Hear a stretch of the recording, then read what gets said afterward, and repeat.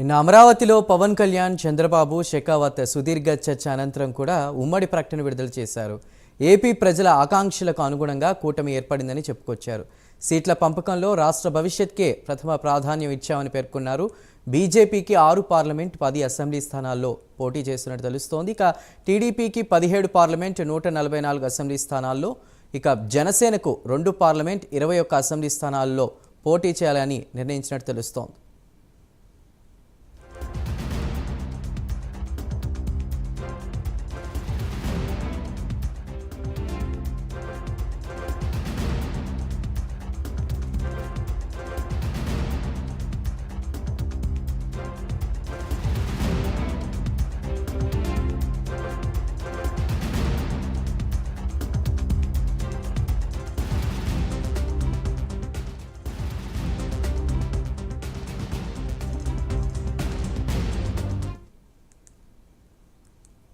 నిన్న అమరావతిలో పవన్ కళ్యాణ్, చంద్రబాబు, షెకావత్ సుదీర్ఘ చర్చల అనంతరం కూడా ఉమ్మడి ప్రకటన విడుదల చేశారు.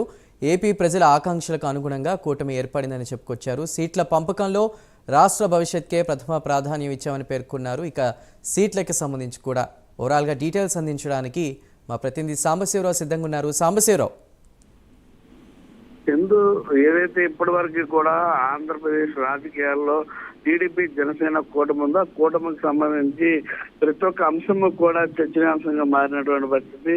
గత వారం రోజులుగా మనం చూసినట్లయితే ఈ యొక్క అంశాల మీద ఏదైతే ఏ పార్టీలు ఏ స్థానాల్లో ఎన్ని స్థానాల్లో పోటీ చేస్తుందనే అంశం పైన ఢిల్లీ నుంచి మనం చూసినట్లయితే రాత్రి 11 గంటల వరకు కూడా తెరపడినటువంటి పరిస్థితి. రాత్రి 11 గంటలకి ఆ యొక్క అంశాల పైన ఏ సీట్లలో ఎన్నెన్ని స్థానాల్లో ఏ పార్టీ పోటీ చేస్తాయనే అంశాలు అయితే మాత్రం తెరపడినటువంటి పరిస్థితి.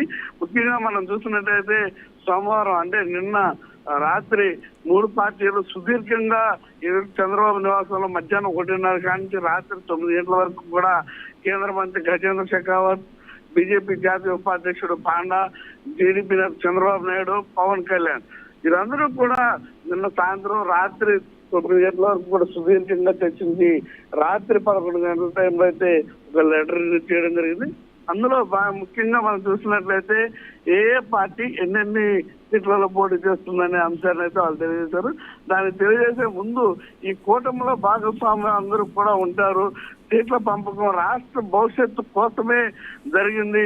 రాష్ట్ర భవిష్యత్తు కోసమే ఈ యొక్క సీట్ల సర్దుబాటును కూడా చేసుకోవడం జరిగిందంటే కూడా లెటర్ లో పవన్ కళ్యాణ్ పేర్కొనడం జరిగింది. ముఖ్యంగా మనం చూసినట్లయితే బీజేపీ 6 పార్లమెంట్ స్థానాల్లోనూ, అసెంబ్లీలో 10 స్థానాల్లోనూ పోటీ చేస్తున్నట్టు కూడా ఈ లెటర్ లో పేర్కొనడం జరిగింది.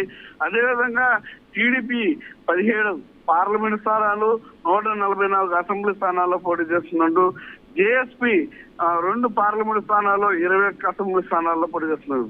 అంటే పవన్ కళ్యాణ్ ఏదైతే చంద్రబాబు ఇరువురు కూడా అంతకుముందు ప్రకటన చేసినప్పుడు 24 స్థానాల్లో అసెంబ్లీ స్థానాల్లో జనసేన పోటీ చేస్తా ఉంది, 3 పార్లమెంట్ స్థానాల్లో అయితే జనసేన పోటీ చేస్తున్నాను అంటూ కూడా చెప్పారు.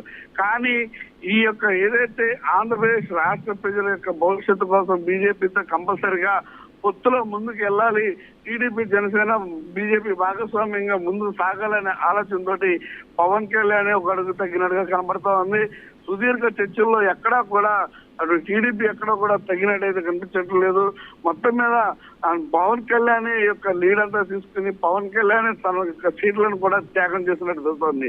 ముఖ్యంగా ఆయన చూసినట్లయితే ఒక పార్లమెంట్ స్థానాన్ని, 3 అసెంబ్లీ స్థానాలను కూడా బీజేపీకి త్యాగం చేసినటువంటి పరిస్థితి. మొత్తం మీద ఆంధ్రప్రదేశ్ లో రాజకీయాల్లో కూటమి భాగస్వామ్యంగా వైసీపీ ప్రభుత్వాన్ని కట్టిరిప్పేందుకు మాత్రమే ఈ యొక్క పొత్తు అయితే నడుస్తుందంటూ కూడా పవన్ కళ్యాణ్ గానీ అతను సన్నిహిత వర్గాలు కానీ చెప్తున్నటువంటి పరిస్థితి.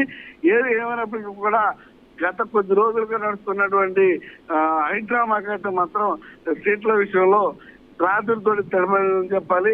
ఇంకా ఏ స్థానాల్లో అంటే ఇప్పుడు ప్రకటించినటువంటి స్థానాల్లో ఎవరెవరు పోటీ చేస్తారని మాత్రం ఇక్కడ తెలియాల్సినటువంటి పరిస్థితి ఉంది. అది కూడా ఇంకెంత ఉత్కంఠను రేపుతున్నటువంటి పరిస్థితి. సీట్లను తగ్గించుకోవడంతో జనసేన పార్టీ అసలు ఎంతమందికి న్యాయం చేయగలుగుతుందనే అంశంలో ప్రజలు ఉన్నటువంటి పరిస్థితి. అదేవిధంగా బీజేపీ కూడా అనుకోకుండా ఎక్కువ సీట్లు రావడంతో అసలు బీజేపీ ఏ స్థానాల్లో పోటీ చేయబోతుందనే అంశాలపైన కూడా అసలు ప్రత్యేకంగా మంత్రాలు జరుగుతున్నటువంటి పరిస్థితి. మొత్తం మీద ఆంధ్రప్రదేశ్ రాజకీయాల్లో జనసేన, టీడీపీ, బీజేపీ కూటమి అయితే మాత్రం వైసీపీ పార్టీకి ఆపోజిట్ గా నిలిచి జరగనున్నటువంటి ఎలక్షన్ లో పోటీ చేస్తున్నటువంటి పరిస్థితి. Chandu. Right Sambasivarao, thank you.